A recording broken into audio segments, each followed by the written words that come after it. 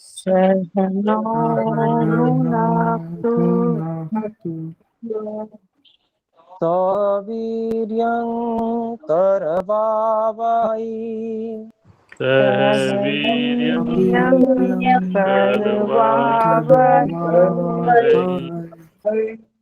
तेजस्विनावधीतमस्तु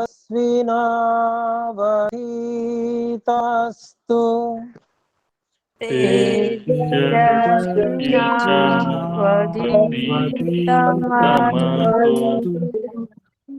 मा विद्विषावहै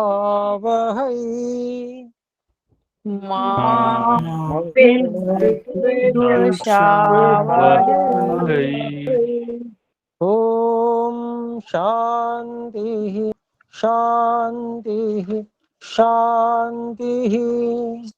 ॐ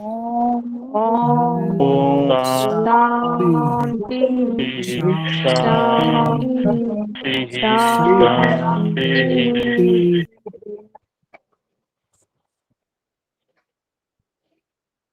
ओम।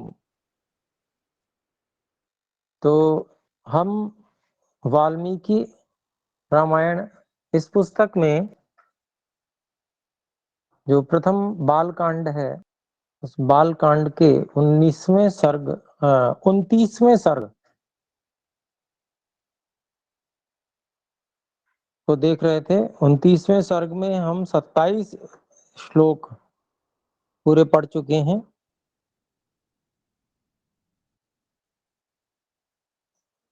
इन 27 श्लोकों में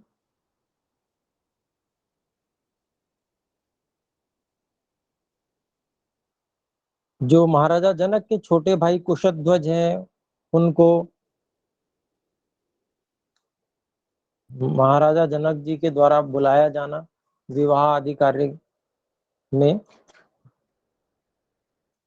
और फिर महर्षि वशिष्ठ जी के द्वारा महाराजा दशरथ श्री राम जी के वंश का कथन।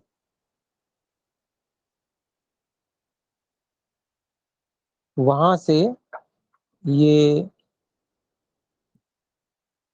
इसमें कहा गया है, और इसमें हम जो वंश के कथन में महाराजा श्री राम जी और दशरथ जी के जो वंश था उसमें हम लगभग 14 क्रम देख चुके थे। उनके बाद ये जैसे सबसे पहले महर्षि सबसे पहले जो उनके पूर्वज थे महाराजा मनु, तो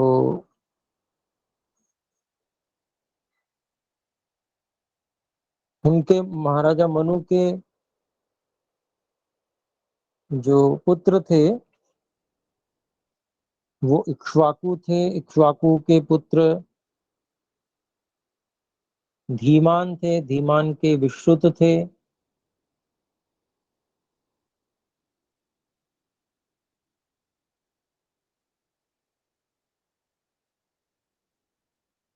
और फिर विश्रुत के कुक्षी थे। नहीं, इक्ष्वाकु जी के कुक्षी थे, क्षम्यताम, कुक्षी के विश्रुत थे और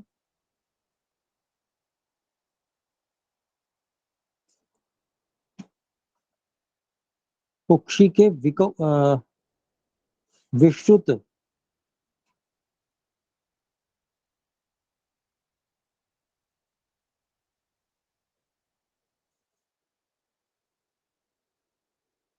इक्ष्वाकु के विश्रुति, हाँ, विश्रुति के कुक्षित कुक्षी और कुक्षी के विकुक्षी, और विकुक्षी के फिर बाण थे, और बाण के अनरण्य थे, अनरण्य के त्रिशंकु, पृथु, अनरण्य के पृथु थे, और पृथु के भी त्रिशंकु थे। त्रिशंकु के धुंधुमार थे, और धुंधुमार के युवनाश्व थे, और युवनाश्व के मानधाता थे, और मानधाता के सुसंधि थे। सुसंधि के दो पुत्र थे, ध्रुव संधि और प्रसेनजित।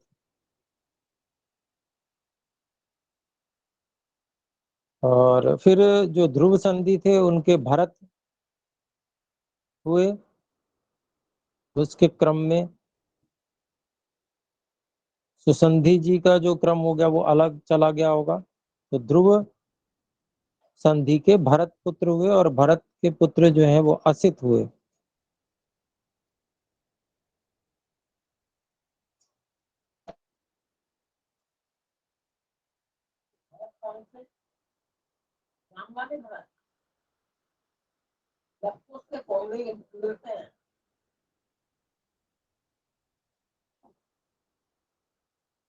तो यहाँ पर जो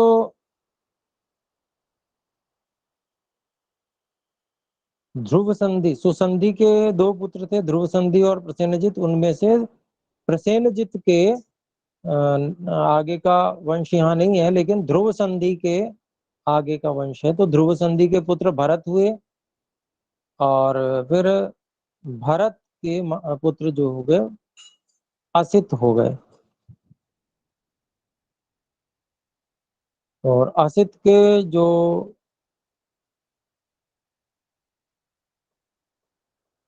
शत्रु हुए उनमें तालजंगा और शशि बिंदु। और उन्होंने असित को निर्वासित कर दिया। तो असित जो है वो अल्प बल वाले राजा हो गए जब निर्वासित हो गए। तो और फिर वो मृत्यु को भी प्राप्त हो गए, लेकिन मृत्यु से पहले वो अपनी दो पत्नियों को गर्भवती करके गए। तो जो दो पत्नियां गर्भवती थीं वो उनमें से एक पत्नी ने शत्रुतावश दूसरी को विष दे दिया। तो जिसको विष दिया गया था उनके पुत्र हुए, बच गई वो सगर पुत्र हुए। गर विष को कहते हैं। यहाँ पर से हम अब आगे 28वें श्लोक से पढ़ेंगे।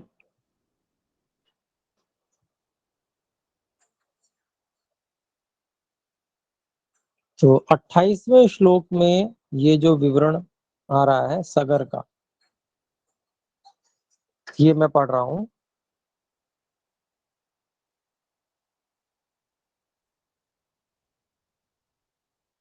एका गर्भ विनाशाय सपत्न्यै सगरं ददौ सह तेन गरेणैव संजातः सगरोऽभवत्।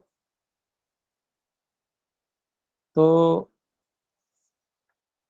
एक जो पत्नी थी उसने दूसरी जो उनसे शत्रुता निभाते हुए उनको विष दे दिया, पत्नी को दूसरी।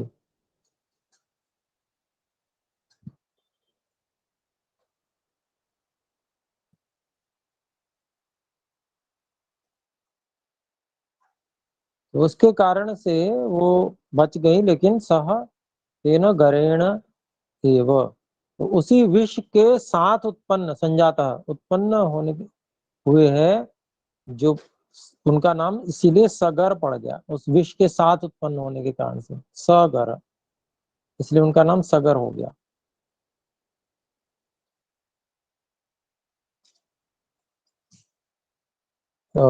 तो इस प्रकार से ये जो सगर हुए फिर इन्होंने अपना राज्य वापस ले लिया, ये वीर हो गए, बलशाली हो गए। और फिर उसके बाद में अगला श्लोक आता है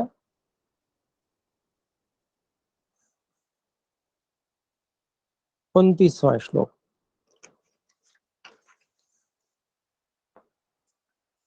तो 29वें श्लोक में है सगरस्यासमंजस्तु असमंजाद असमंजादथांशुमान् दिलीपोऽंशुमतः पुत्रो दिलीपस्य भगीरथः। तो 29वें श्लोक में, अब इसको हम थोड़ा सा इसको तोड़ेंगे। पिछला श्लोक जो 28वां पढ़ा उसमें तो बिल्कुल सीधा सीधा ही था, एक एक पद अलग अलग ही था। एका गर्भ विनाशाय सपत्नये सगरम ददौ सह तेन गरेण एव संजातः सगरो अभवत। सगरः अभवत ये हो जाएगा। यहाँ पर पदच्छेद कर लेते हैं हम, ये वाला 29वां श्लोक। सगरस्यासमंजस्तु, तो इसको हम तोड़ेंगे तो पद हो जाएगा सगरस्य, षष्ठी विभक्ति आ रही है। असमंजह तु, फिर है असमंजात अथ अंशुमान। असमंजात अथ अंशुमान। दिलीपः अंशुमतः पुत्रः दिलीपस्य भगीरथः। तो बिल्कुल सरल है, इसको तोड़ लेने के बाद में तो बिल्कुल अर्थ प्रकट हो जाता है, अन्वय करने की कोई आवश्यकता नहीं, बिल्कुल सीधा सीधा अर्थ निकल रहा है। सगरस्य असमंजः तु, सगर के तो फिर पुत्र हुए असमंजः, असमंजात अथ अंशुमान, और असमंज के पुत्र हुए अंशुमान। एक श्लोक में 4 पीढ़ियां बता दी, यहाँ पर देखिए एक ही श्लोक में 4 पीढ़ी, वैसे एक या दो बता रहे हैं, 2 पीढ़ी, लेकिन ये इस श्लोक में 4 पीढ़ी बताए। सगर के असमंज हुए पुत्र, असमंज के अंशुमान हो गए, ठीक है, और अंशुमान से दिलीप पैदा हुए, उत्पन्न हुए। अंशुमान दिलीप जो हुए वो अंशुमान के पुत्र थे, और दिलीप से उत्पन्न हुए भगीरथ, भगीरथ भी उनके ही वंश के थे। तो दिलीप के पुत्र हुए भगीरथ। फिर हम देखते हैं 30वां श्लोक है। भगीरथात् ककुत्स्थश्च ककुत्स्थाच्च रघुस्तथा रघोस्तु पुत्र तेजस्वी प्रवृद्धः पुरुषादकः।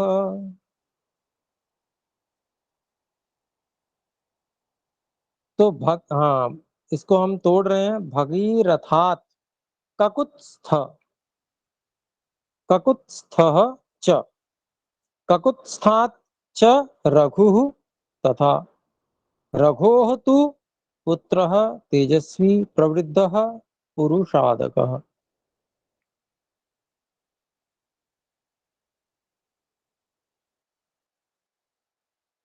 यहाँ पर क्या बता रहे हैं, देखिए भगीरथ से ककुत्स्थ हुए, तो हम देख रहे हैं पीछे से आ रहे हैं देखते हुए, श्री राम जी को लक्ष्मण जी को बार बार काकुत्स्थ ये कहा गया। काकुत्स्थ वो इसीलिए कहा गया क्योंकि उनके पूर्वज थे वो ककुत्स्थ थे, उनका नाम ककुत्स्थ था। तो ककुत्स्थ के वंशज होने के कारण से वो काकुत्स्थ ये कहलाए श्री राम जी। तो भगीरथ के पुत्र कौन थे, वो ककुत्स्थ थे, और ककुत्स्थ के पुत्र रघु हुए, जैसे रघुकुल कहा जाता है। और उन्होंने भी इस पे दोहा चौपाई जो भी कहते हैं उसको बनाई है, रघुकुल रीत सदा चली आई वाला, तो वही इन्हीं रघु के नाम से बनाई है। तो मुख्य वैसे जो है यहाँ पर ऐसे प्रसिद्ध नाम वाले बहुत सारे इनके वंशज हैं, भगीरथ भी प्रसिद्ध नाम वाले हैं, मनु तो है ही है बिल्कुल प्रारंभिक, ऐसे बीच में सभी दिलीप, राजा दिलीप बहुत वो भी प्रसिद्ध हैं। फिर तो ककुत्स्थ के पुत्र हो गए रघु, और फिर रघु के जो पुत्र थे वो तेजस्वी प्रवृद्ध नाम के थे, जिनको पुरुषादक ऐसा कहा गया। प्रवृद्ध नाम के थे और पुरुष से मतलब सामान्य मनुष्य से अधिक उत्कृष्ट या बलशाली ऐसा कहा जाएगा उनको, जैसे राक्षस के तुल्य हो गए वो। उसको यहाँ पर स्वामी जगदीश्वरानंद जी ने पुरुषादक का अर्थ जो है वो राक्षस के तुल्य ऐसा किया है, अर्थात पुरुष मनुष्य से कुछ विशेष, कुछ अलग, अधिक शक्तिशाली ऐसे प्रवृद्ध नाम के हुए। तो रघु के पुत्र प्रवृद्ध हुए।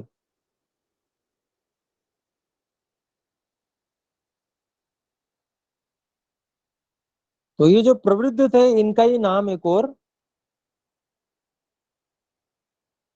भी आगे बताया गया अगले श्लोक में, कल्माश पाद। प्रवृद्ध नाम के जो अन्य पुरुषों से, सामान्य मनुष्यों से अधिक शक्तिशाली, विशेष, जो राक्षसों के तुल्य इस तरह का शरीर था उनका, विशेष हुए जो, तो उनका नाम कल्माश पाद ये भी कहा गया है। तो अगला श्लोक मैं पढ़ रहा हूं, 31वां श्लोक है। कल्माश पाद, कल्माश पादो यभवत् तस्माज्जातश्च शङ्खणः सुदर्शनः शङ्खणस्य अग्निवर्णः सुदर्शनात्।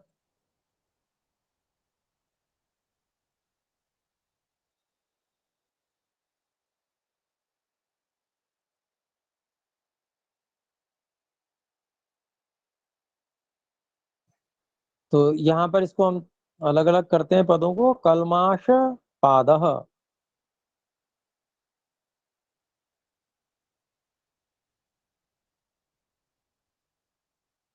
ही अभवत् तस्मात् जातः शङ्खणः सुदर्शनः शङ्खणस्य अग्निवर्णः सुदर्शनात्। तो क्या अभिप्राय हुआ?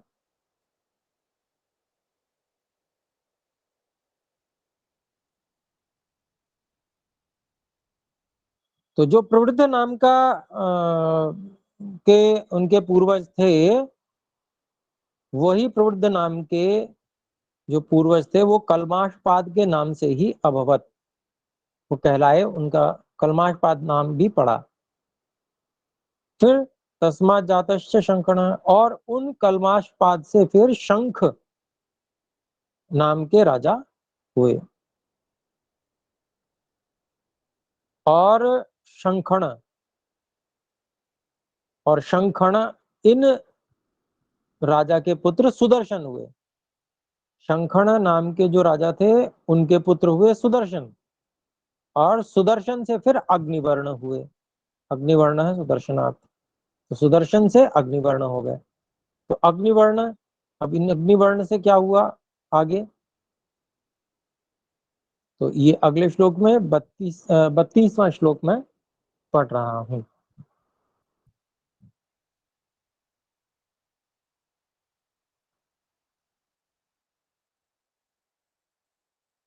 शीघ्रगस्त्वग्निवर्णस्य शीघ्रगस्य मरुः सुतः मरोः प्रशुश्रुक मरोः प्रशुश्रुकस्त्वासीदम्बरीषः प्रशुश्रुकात्। तो इसको भी तोड़ते हैं। शीघ्र गह तु अग्निवर्णस्य शीघ्रगस्य मरुः सुतः मरोः प्रशुश्रुकः तु आसीत् अम्बरीषः प्रशुश्रुकात्। तो यहां पर ये बता रहे हैं, देखिए महर्षि जी,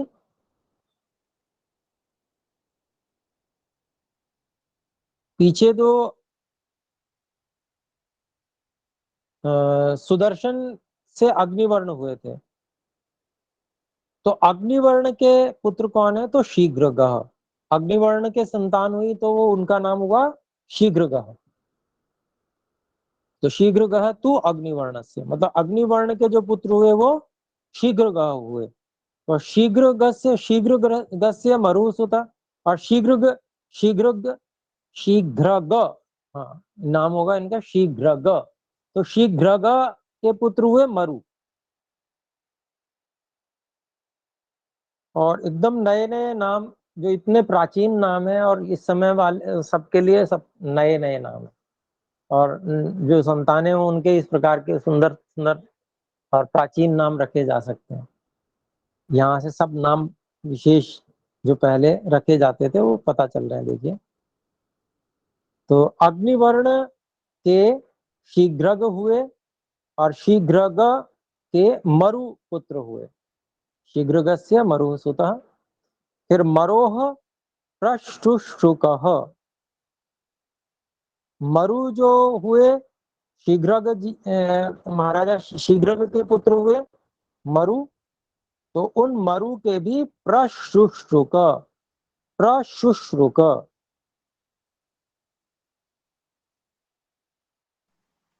ये इस नाम वाले पुत्र हुए प्रशुश्रुक।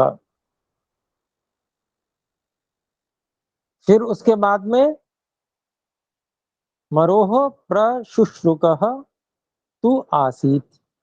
तो मरु के जो पुत्र थे वो प्रशुश्रुक थे। फिर अम्बरीश प्रशुश्रुकात, और प्रशुश्रुक से कौन उत्पन्न हुए? तो अम्बरीश उत्पन्न हुए, अम्बरीश उत्पन्न हुए। फिर अम्बरीशस्य, आगे अगला श्लोक में पढ़ रहा हूं। अम्बरीशस्य पुत्रो भून्नहुषः सत्यविक्रमः। नहुषस्य ययातिश्च नाभागस्तु ययातिः। तो बता रहे हैं, देखिए, अम्बरीश के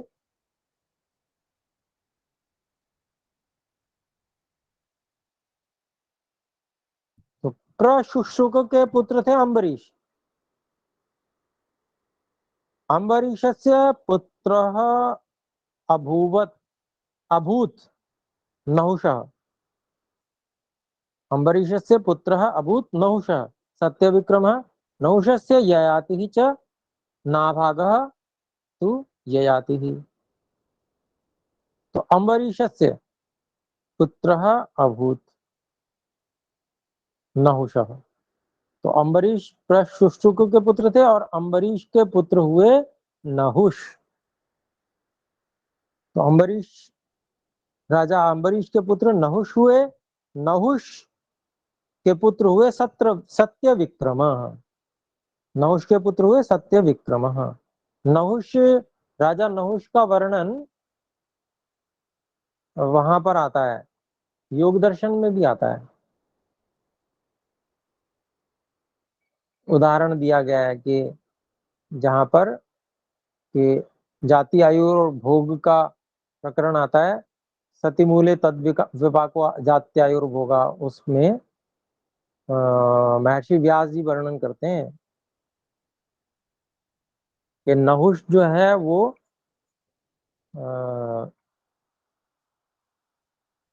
तिर्यक गति को प्राप्त हो गए। अर्थात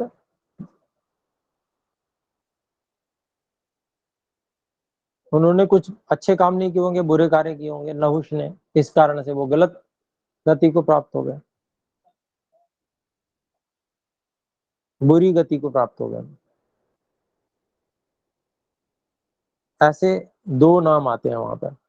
अच्छा, नहुष, फिर नहुष के जो है वो ययाति हुए।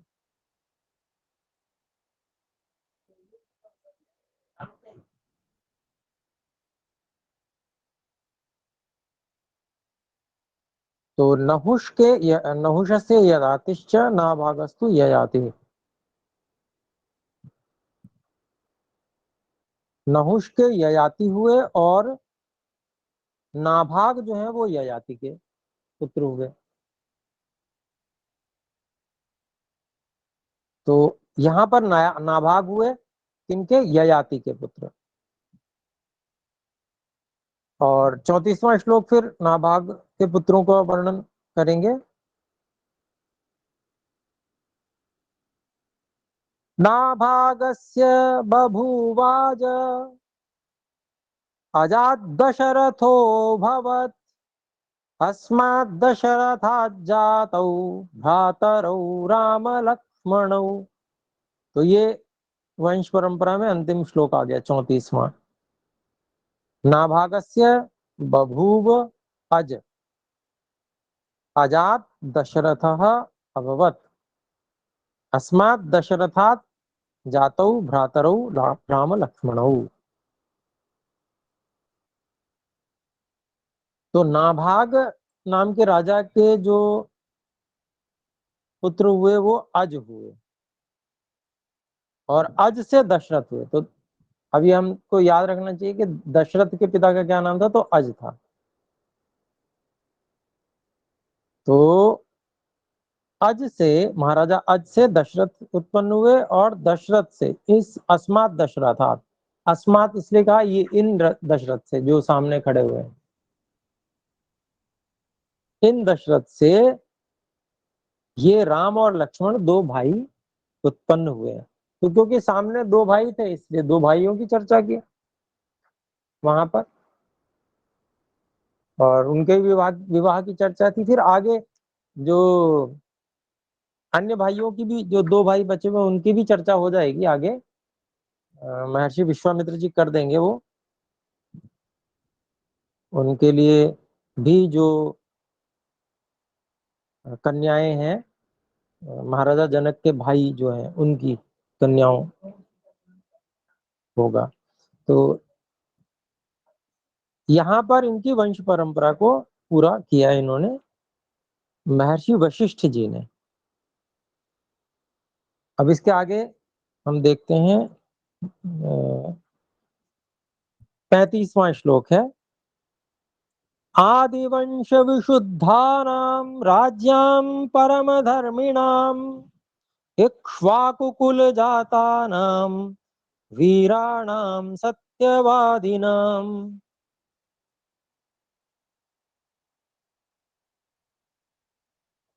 तो इनके जो कुल था इसमें सबसे आरंभ में महाराज मनु के बाद में सबसे पहले, क्योंकि इक्ष्वाकु ही थे, तो मैं महाराज मनु के बहुत सारी संतानें होंगी तो उनमें से इक्ष्वाकु जो का कुल चला, तो इसलिए इक्ष्वाकु वंश कहा जाता है श्री राम जी का।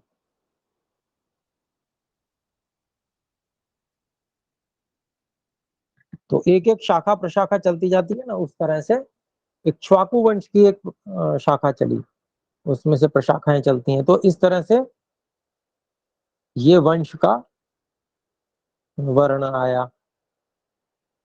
और तो 35वां श्लोक का हम वो देखते हैं पदच्छेद।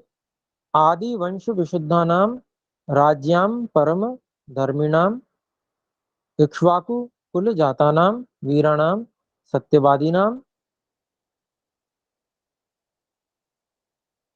और ये अगले श्लोक से संबद्ध है। वैसे तो कर लेते हैं, चलिए इसका भी अभिप्राय देख लेते हैं। इसका हम इस तरह से अन्वय कर लेते हैं। आदि वंश विशुद्धा नाम इक्ष्वाकु कुल जाता नाम सत्यवादी नाम वीराणाम परम धर्मिणाम राज्यम।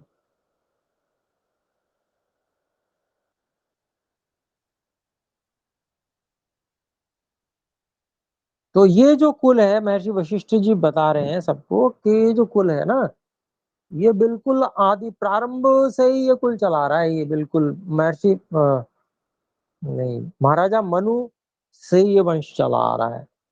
वही महाराजा मनु बाद में महर्षि मनु हो गए, क्योंकि फिर ये तो परंपरा ही है, जो भी राजा होते थे वो वानप्रस्थ लेते थे तो मुनि हो जाते थे। जैसे विश्वामित्र जी, वो भी पहले राजा थे फिर बाद में मुनि हुए। तो जो क्षत्रिय वंश कुल उत्पन्न होते थे वो भी मुनि होते थे, वानप्रस्थ लेते थे। और जो ब्राह्मण होते थे जैसे महर्षि वशिष्ठ जी थे तो प्रारंभ से ही ब्राह्मण थे, तो वो भी मुनि होते थे। इस तरह से ये परंपरा वर्णाश्रम व्यवस्था की थी अपनी। तो यहाँ पर बिल्कुल आरंभ से आदि वंश है ये, बिल्कुल जो महाराजा मनु से शुरू होता है ऐसे। जो बिल्कुल शुद्ध शुद्ध वंश वाले हैं, और उनके विशेषण बता रहे हैं। देखिए, जो कि इक्ष्वाकु कुल में उत्पन्न हुए हैं। इक्ष्वाकु कुल जाता नाम, वीरा नाम, सत्यवादी नाम, जो सभी सत्यवादी हैं। ये जितने भी राजा हुए हैं सब सत्यवादी राजा हुए हैं, और ये बहुत परमवीर भी हुए हैं। और परम धर्मी नाम, परम धार्मिक भी हुए हैं सभी। ऐसे राजाओं की राज्यम षष्ठी विभक्ति बहुवचन है। तो अगला श्लोक में 36वां इस सर्ग का 29वें सर्ग का अंतिम श्लोक पढ़ रहा हूं। राम लक्ष्मणयोरर्थे त्वत्सुते वरये नृप सदृशाभ्यां नरश्रेष्ठ सदृशे दातुमर्हसि।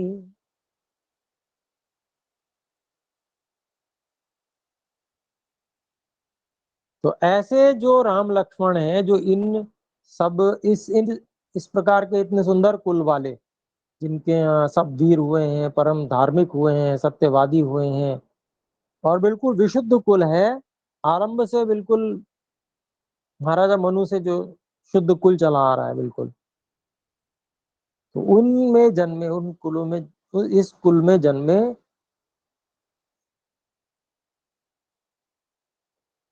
जो ये राम लक्ष्मण योः अर्थे त्वत्सुते वरये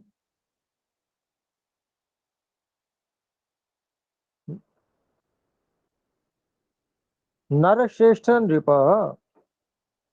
सदृशाभ्याम सदृशे दातुम अर्हसि। तो यहाँ पर कहते हैं कि ये मैंने अन्वय कर दिया कि राम और लक्ष्मण के लिए अर्थ है, राम और लक्ष्मण के लिए आपकी दो पुत्रियां, सुते द्विवचन है, तत् सुते, आपकी दोनों पुत्रियां, उनका वर्ण मैं करता हूँ। महर्षि वशिष्ठ जी कहते हैं कि वह मैं वर्ण करता हूँ, मतलब मैं मांगता हूँ उन दो पुत्रियों को, श्री राम और लक्ष्मण जी के लिए आपकी जो दो पुत्रियां हैं उनको मैं मांगता हूँ। तो कहा कि हे नरश्रेष्ठ नृप, हे नरश्रेष्ठ राजा जनक जी, क्या कि सदृशाभ्याम, जो सदृश अर्थात योग्य हैं उनके लिए, सदृशे जो उनके ही योग्य, जो आपकी पुत्रियां हैं, द्विवचन है सदृशे में, वहां भी द्विवचन है सदृशाभ्याम। तो सदृशों के लिए अर्थात जो योग्य दो वर हैं उनके लिए, जो सदृश उनके ही अनुरूप, सब तरह से अनुरूप जो कन्याएं हैं, दो कन्याएं, वो आप हे नरश्रेष्ठ राजा जनक आप दे सकते हैं, आप उनको इनके लिए दे सकते हैं। ऐसा महर्षि वशिष्ठ जी ने उन पुत्रियों को, उनकी महाराजा जनक की दोनों पुत्रियों को मांगा। तो यहाँ पर ये सारा जो वंश का विवरण है महर्षि वशिष्ठ जी ने किया, और फिर अंत में महाराजा जनक से पुत्रियों को मांग लिया। तो यद्यपि ये तो एक कथन मात्र है, और वो जो जैसा कि महाराजा जनक ने ये प्रसिद्ध भी किया हुआ था कि मेरी पुत्री वीर शुल्का है, पराक्रम से कोई भी उसे उन्हें प्राप्त कर सकता है, तो जो पराक्रमी होगा वही प्राप्त कर सकता है। तो इस कारण से वो पहले ही उनको उनकी प्राप्ति के योग्य हो गए थे श्री राम जी। लेकिन फिर भी एक सम्मान देने वाला हमेशा बड़ा होता है। जो पुत्री को देता है वो बड़ा होता है। उन उसका बड़प्पन बनाने के लिए इस प्रकार से याचना जो है वो महर्षि वशिष्ठ जी ने की।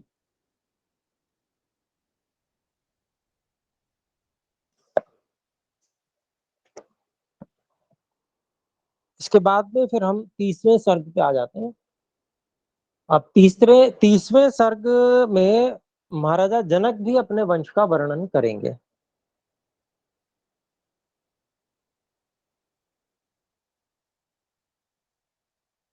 तो आइए देखते हैं, तीसवें सर्ग का पहला श्लोक है।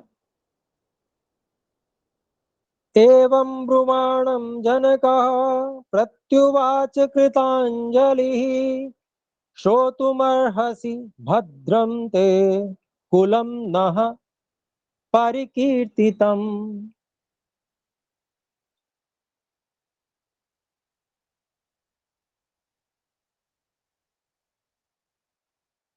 तो इसका हम देखते हैं पदच्छेद। एवं ब्रुमाणं जनकं प्रति उवाच कृताञ्जलिः श्रोतुम अर्हसि भद्रं ते कुलं नः परिकीर्तितम्। तो इसका हम अन्वय देख लेते हैं। एवं ब्रुवाणः कृताञ्जलिः जनकः प्रति उवाच।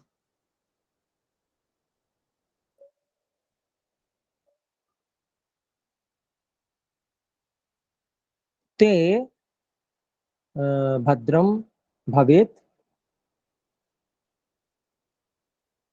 भवेत का अध्यार कर लिया, ते भद्रम भवेत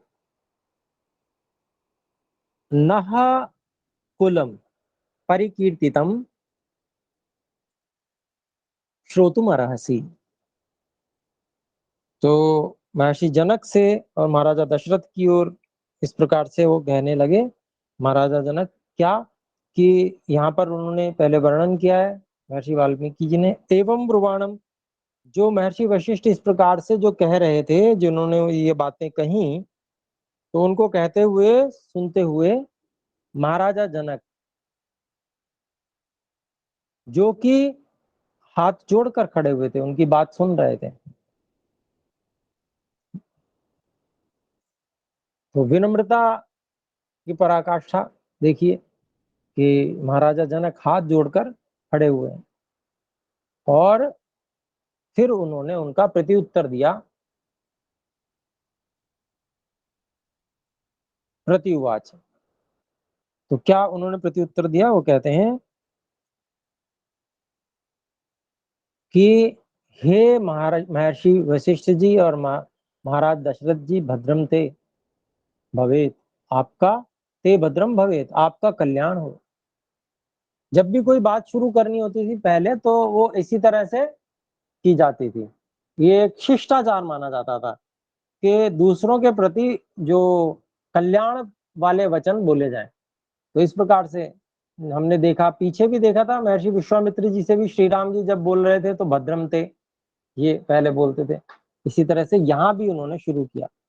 ये उत्तम परंपरा है और इसका निर्वाह करते हुए विनम्रता को जोड़ते हुए अपने कथन में इस प्रकार से महाराजा जनक कहते हैं कि हे महर्षि वशिष्ठ जी, महाराजा दशरथ जी, सभी से कह रहे हैं कि आपका कल्याण हो।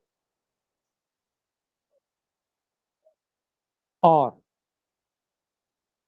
न हमारे, हमारा जो कुल है, नह कुलम, जो हमारा कुल है, परिकीर्तितम, जिसका यश है चारों ओर, उसको भी आप सुन सकते हैं।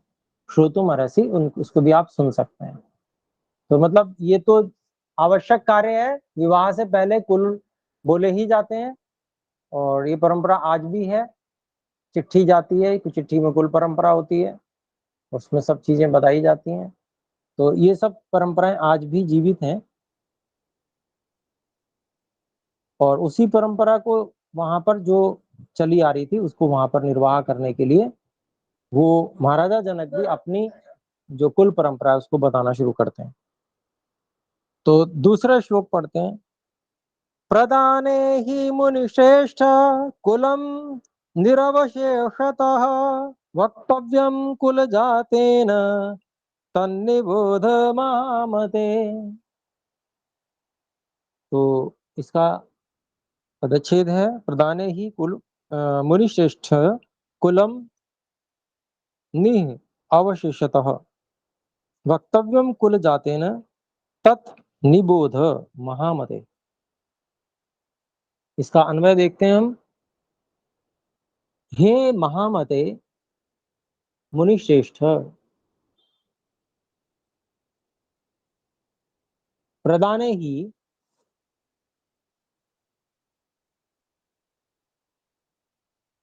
निह अवशिष्टः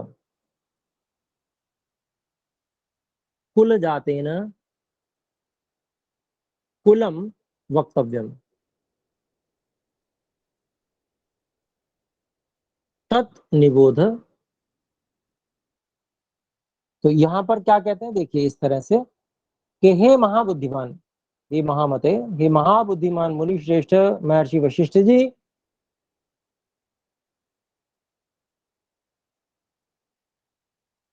हमारे या ये कुलों की परंपरा है कि जब कन्या का दान किया जाए, प्रदाने ही, तो जब कन्या का दान किया जाता है तो निअवशेषतः, पूरी तरह से, अर्थात कुछ छोड़ा नहीं जाता, पूरी ही तरह से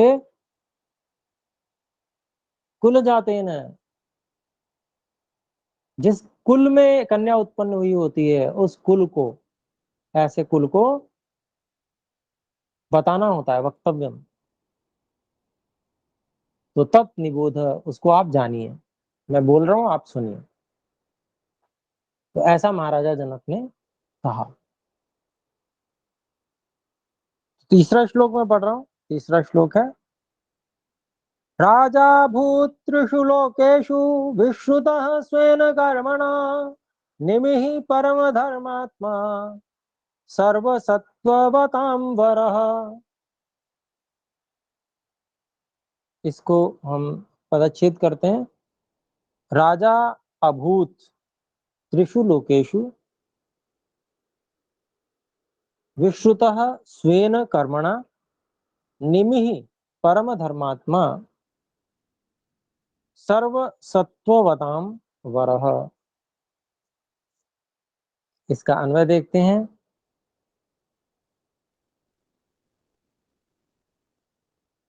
स्वेन कर्मणा त्रिषु लोकेषु विश्रुतः परम धर्मात्मा सर्वसत्ववतां वरः निमिः राजा अभूत। तो महाराजा जनक ने कहना शुरू किया। वो क्या कहते हैं महाराजा जनक कि अपने कर्म के द्वारा, स्वेन कर्मण, अपने कर्म के द्वारा त्रिशु लोकेशु, तीनों लोकों में, विश्वतः, सुना जाने वाला, सुने जाने वाले परम धर्मात्मा,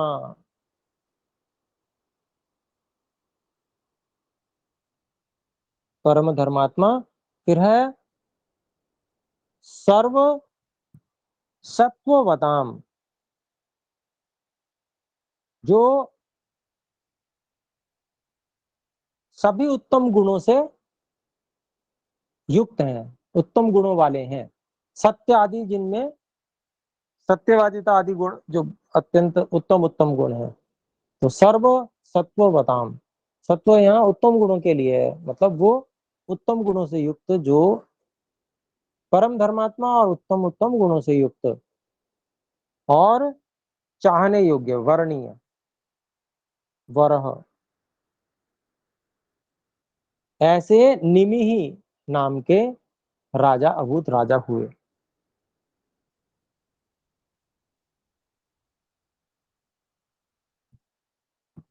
तो ये उन्होंने सबसे पहले राजा का नाम बताया अपने कुल के, जो निमि नाम के राजा थे।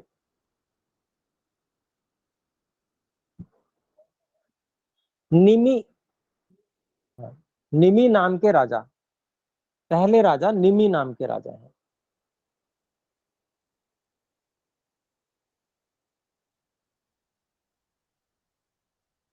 फिर हम चौथा श्लोक पढ़ते हैं।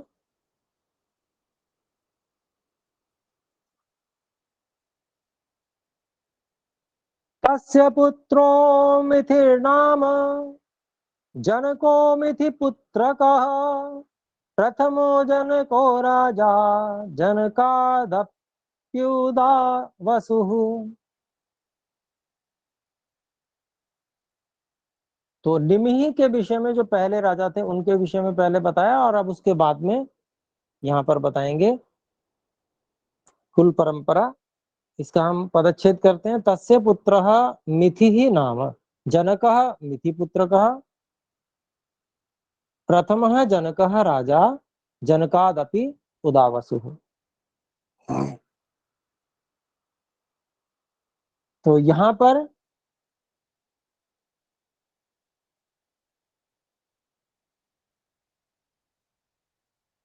कुल परंपरा है, बिल्कुल सीधा सीधा, इसमें अन्वय की कोई आवश्यकता विशेष नहीं है, इसको ऐसे ही जानते हैं हम। तो तस्य पुत्र, तस्य निमिहि, निमि जो राजा हुए उनके पुत्र कौन थे? मिथि। निमि के पुत्र थे मिथि। मिथि नहीं, मिथिला शायद नगरी बसाई हो। तो निमि के पुत्र थे मिथि, और मिथि के पुत्र जो थे वो जनक हुए। तो मिथि के पुत्र जनक हुए, निमि के पुत्र मिथि, मिथि के पुत्र जनक। लेकिन यहाँ एक विशेष बात और बताई जा रही है कि ये जो जनक हैं, जो जनक वर्णन कर रहे हैं वो जनक नहीं है ये। उनका नाम बताया प्रथमो जनकः राजा, प्रथमः जनकः राजा।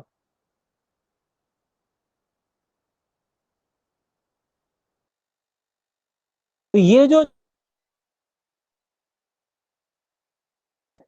है, ये जो राजा हैं ये प्रथम जनक हुए, मतलब उनका नाम जनक हुआ। मेरी आवाज सुन पा रहे हैं ना सभी? कोई भी ओम बोल के बताएं। जी गुरु जी, ओम। ठीक है जी, ठीक है।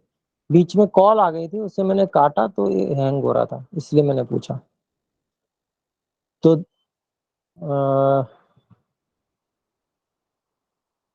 मैं आपको ये बता रहा था कि जो प्रथमो जनकः राजा, ये प्रथम जनकः राजा, ये जो महाराजा जनक ने ये बताया है कि वो प्रथम जनक राजा थे। इसका मतलब ये हुआ कि उन जनक राजा के नाम से ही जितने भी फिर उसके बाद राजा हुए उन सबका नाम जनक पड़ता गया। अन्य नाम भी रहा उनका, लेकिन जनक नाम भी रहा।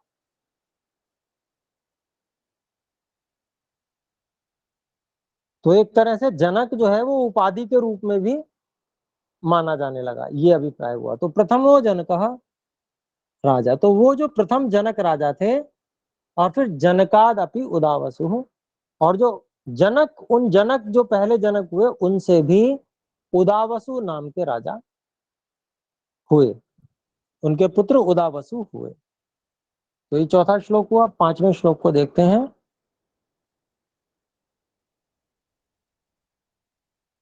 उदावसोस्तु धर्मात्मा जातो वै नंदिवर्धनः, नंदिवर्धन पुत्रस्तु सुकेतुर्नाम नामतः।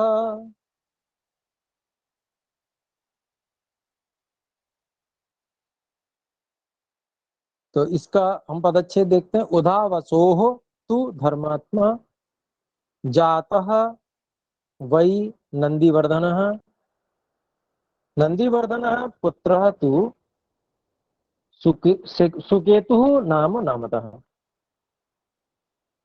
तो इसका अर्थ हम करते हैं। उदावसो हो तू धर्मात्मा जातो वही नंदी बगाना। तो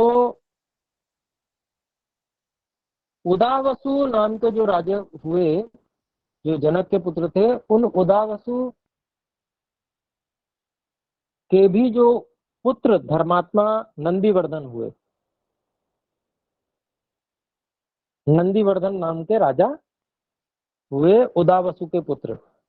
और फिर नंदीवर्धन जो राजा हुए उनके भी पुत्र जो हुए सुकेतु नाम के, जो प्रसिद्ध हुए, सुकेतु नाम से ऐसे राजा हुए।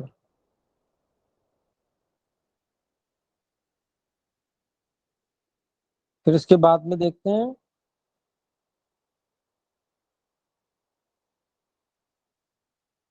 छठा श्लोक। सुकेतोरपि धर्मात्मा देवरातो महाबलः देवरातस्य राजर्षे बृहद्रथ इति स्मृतः।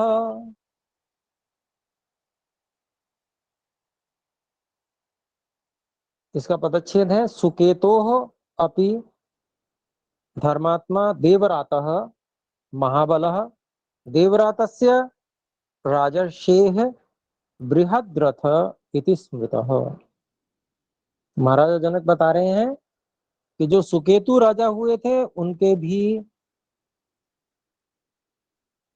पुत्र महाबली राजा जो धर्मात्मा राजा देवरातः ये उत्पन्न हुए।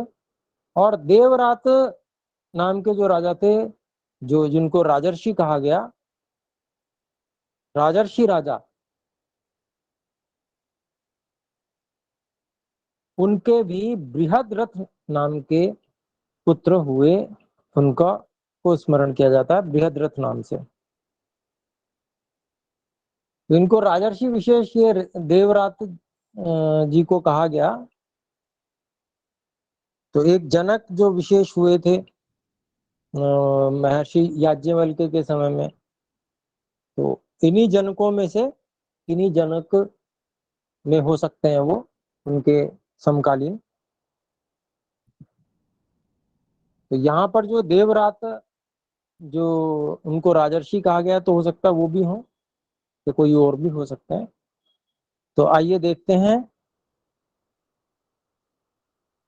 बृहद्रथ ये उत्पन्न हो चुके।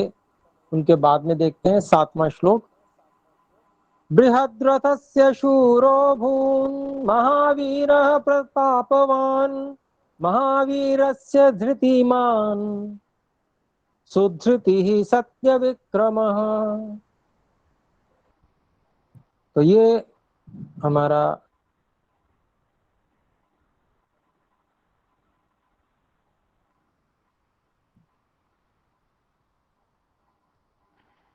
श्लोक है। इसमें बृहद्रथस्य शूरः अभूत महावीरः प्रतापवान महावीरस्य धृतिमान सुधृतिः सत्यविक्रमः।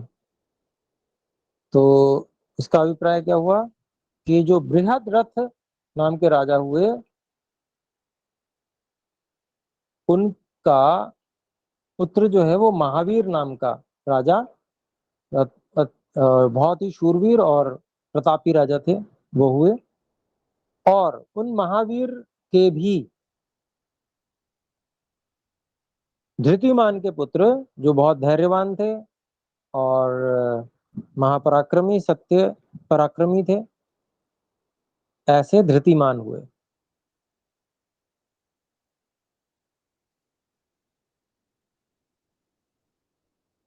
क्षम्यताम सुधृति नाम के हुए जो बहुत धैर्यवान थे। धृतिमान उनका विशेषण है तो सुधृति नाम था। तो सुधृति नाम के बहुत धैर्य वाले और सत्य पराक्रम वाले ऐसे महावीर के पुत्र हुए। उनका नाम सुधृति था। तो 8वें श्लोक में देखते हैं। सुधृतेरपि धर्मात्मा दृष्टकेतुः सुधार्मिकः दृष्टकेतोश्च राजर्षेर् हर्यश्व इति विश्रुतः। इसको पदच्छेद करते हैं। सुधृतेः अपि धर्मात्मा दृष्टकेतुः सुधार्मिकः दृष्टकेतोः च राजर्षेः हर्यश्व इति विश्रुतः। तो क्या अभिप्राय हुआ? सुधृति जो राजा हुए अत्यंत धैर्यवान उनके भी पुत्र दृष्टकेतु जो सुधार्मिक और धर्मात्मा थे वो हुए। और दृष्टकेतु के भी पुत्र राजर्षि हर्यश्व हुए जिनका नाम हर्यश्व राजर्षि हर्यश्व ये सुना जाता है। तो वो हुए। फिर आगे देखते हैं 9वां श्लोक। हर्यश्वस्य गर्भ मरुः पुत्रो मरोः पुत्रः प्रतीन्धकः प्रतीन्धकस्य धर्मात्मा राजा कीर्तिरथः सुतः।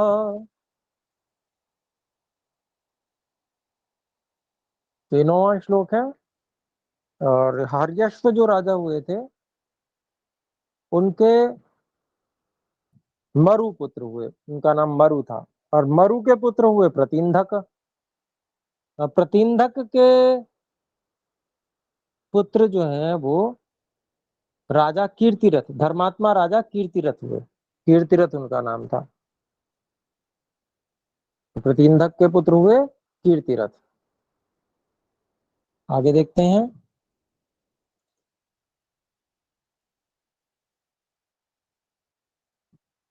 दसवां श्लोक। पुत्रः कीर्तिरथस्यापि देवमीढ इति स्मृतः देवमीढस्य विबुधो विबुधस्य महीध्रकः। तो कीर्तिरथ का भी जो पुत्र हुए, कीर्तिरथ राजा जो थे उनके भी पुत्र हुए। देवमीढ़ नाम से उनका स्मरण किया जाता, देवमीढ़ नाम था। और देवमीढ़ जो राजा हुए उनके भी पुत्र विबुध हुए, और विबुध के भी जो पुत्र हुए वो महीध्रक हुए। फिर 11वें श्लोक में देखते हैं। 11वां श्लोक है हमारा। महीध्रक सुतो राजा कीर्तिरातो महाबलः कीर्तिरातस्य राजर्षे महारोमा व्यजायत। तो यहाँ पर बता रहे हैं महीध्रक, जो महीध्रक हुए राजा उनके भी पुत्र थे कीर्तिरात। महाबली राजा कीर्तिरात उनके पुत्र थे महीध्रक जी के। और फिर कीर्तिरात के भी जो पुत्र थे वो महारोमा, महारोमा नाम के, राजर्षि महारोमा नाम के ये उत्पन्न हुए। व्यज आया था, वी अज आया था। तो राजर्षि महारोमा किनके हुए? कीर्तिरात के। फिर अगला श्लोक 12वां।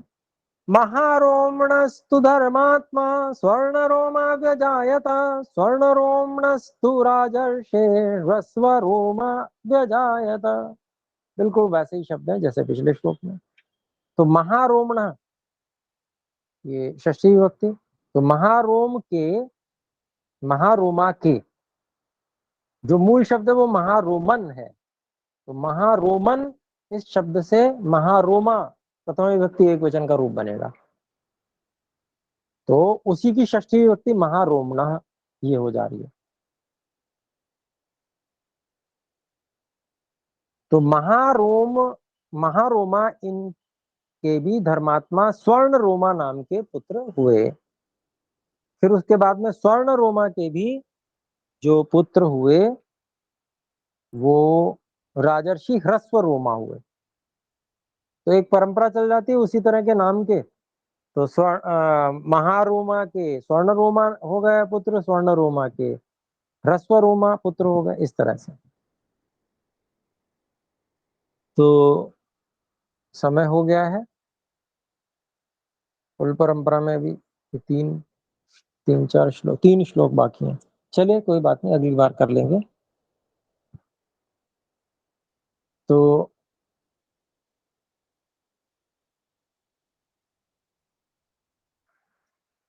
भैया इसको समाप्त कर दो, 2-1 मिनट लगाकर।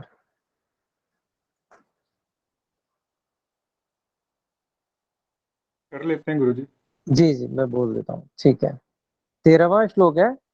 तस्य पुत्र द्वयं राज्यो धर्मज्ञस्य महात्मनः ज्येष्ठोऽहमनुजो भ्राता मम वीरः कुशध्वजः। तो ह्रस्व रोमा जो राजा हुए थे, तस्य उन ह्रस्व रोमा राजा के पुत्र द्वयम राज्य है, 2 पुत्र राजा हुए। उन जो ह्रस्व रोमा नाम के धर्मज्ञ महात्मा थे उनके 2 पुत्र राजा हुए। कौन कौन से? ज्येष्ठो अहम, बड़ा वाला तो मैं ही हूं, महाराजा जनक कह रहे हैं।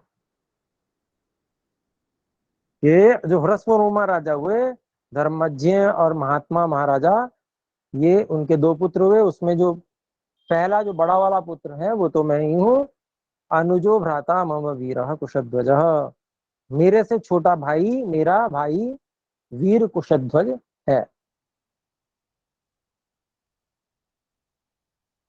फिर आगे कहते हैं, देखिए, ददामि परम प्रीतो वध्वौ ते मुनिपुंगव, सीतां रामाय भद्रं ते उर्मिलां लक्ष्मणाय च। तो यहाँ पर महर्षि वशिष्ठ जी ने उर्मिला को भी मांग लिया था, पुत्री को, दूसरी पुत्री को भी लक्ष्मण जी के लिए। तो यही बात यहाँ पर महाराजा जनक भी कह रहे हैं। इसका अन्वय है, परम प्रीतः मुनि पुंगवः, परम प्रीतः मुनि पुंगवः ते वध्वौ ददामि। तो कहते हैं कि हे परम प्रिय, मुनियों में श्रेष्ठ महर्षि वशिष्ठ जी, आपको मैं वध्वौ, बहुएं दो वधुएं ददामी देता हूं। सीताम रामाय भद्रम ते, सीता को राम के लिए देता हूं, आपका कल्याण हो। और उर्मिलाम लक्ष्मणाय च, और उर्मिला को मैं लक्ष्मण के लिए देता हूं। इस प्रकार से उन्होंने घोषणा कर दी।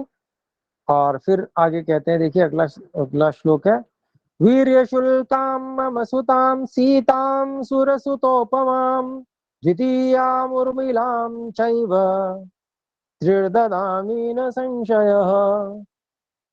तो महाराजा जनक कहते हैं कि वीरशुल्कां सुरसुत उपमां सीतां मम सुतां द्वितीयां उर्मिलां च त्रिः ददामि न संशयः। तो कहते हैं कि ये जो वीर शुल्का अर्थात पराक्रम से प्राप्त करने योग्य और सुर सुत उपमा, जो देव कन्या के समान है, देव कन्या के समान जो मेरी पुत्री सीता को, और दूसरी जो उर्मिला है उसको 3 बार कह के कि मैं देता हूं देता हूं देता हूं, ऐसा 3 बार कह के मैं इनको दे रहा हूं, न संशय, इसमें कोई भी संशय नहीं है। मतलब पूरी तरह से बिल्कुल पक्का उन्होंने इस बात को कर दिया। तो यहाँ पर हमारा 30वां सर्ग भी पूरा हो गया। तो अब हम 31वें सर्ग से अगली कक्षा में पढ़ेंगे। तो आइए एक बार हम ओम का उच्चारण करें। ओ